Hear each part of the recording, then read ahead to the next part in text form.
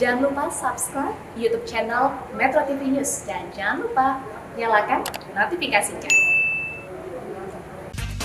Terima kasih pemirsa, Anda masih menyaksikan Zona Bisnis. Pemirsa, pemerintah berencana mengenakan pajak terhadap aset kripto yang saat ini semakin banyak diperdagangkan. Asosiasi Pedagang Aset Kripto Indonesia atau ASPAKRindo mengusulkan pajak aset kripto berbentuk pajak penghasilan atau PPh final yang seperti yang diberlakukan pada bursa efek namun dengan tarif yang lebih rendah. Terus meningkatnya transaksi perdagangan kripto mendorong pemerintah berencana memasukkan aset kripto sebagai objek kena pajak. Nantinya aset kripto harus masuk dalam pelaporan wajib pajak dalam surat pemberitahuan tahunan atau SPT pajak. Chief Operation Officer Toko Kripto sekaligus Ketua Umum Asosiasi Pedagang Aset Kripto Indonesia atau ASPAKRindo, Teguh Kurniawan Harmanda mengaku sudah mengetahui rencana pengenaan aset kripto sebagai objek pajak. ASPAKRindo bahkan sudah berdiskusi dengan Direktorat Jenderal Pajak Kementerian Keuangan dan memberikan sejumlah rekomendasi terkait pajak kripto. Menurut Teguh, pengenaan pajak terhadap aset kripto makin memperjelas posisi industri kripto dan memberikan legitimasi.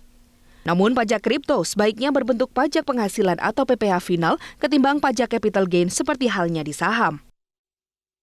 Jadi kalau di awal itu sempat ada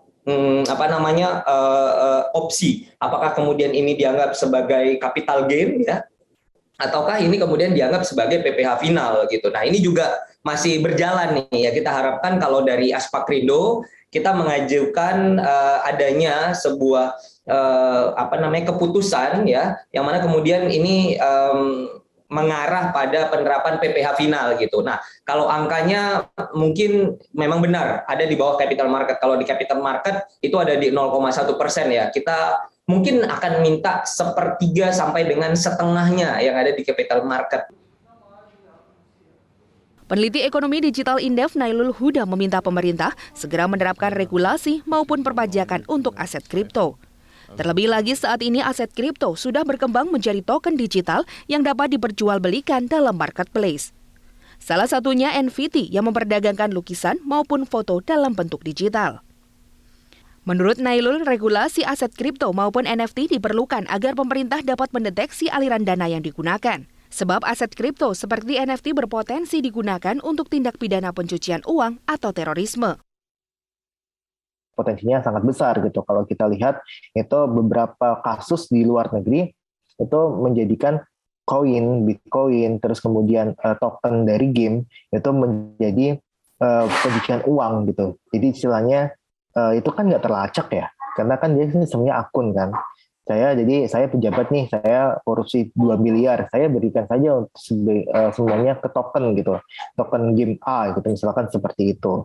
Nah, itu pemerintah nggak bisa melacak ataupun mendapatkan data dari developer game itu bahwa saya mempunyai token sebesar 2 miliar yang saya sebenarnya bisa saya uangkan gitu loh. Dan itulah yang sebenarnya pemerintah perlu meregulate NFT ini gitu.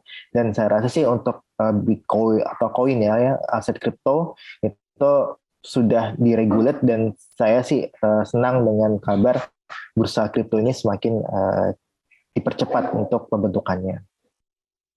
Saat ini transaksi perdagangan kripto terus meningkat secara drastis. Data ASPAKRindo mengungkapkan sepanjang tahun 2021, transaksi kripto sudah melibatkan lebih dari 11.000 investor dengan volume transaksi 2,3 triliun aset kripto per hari. Tim Liputan, Metro TV.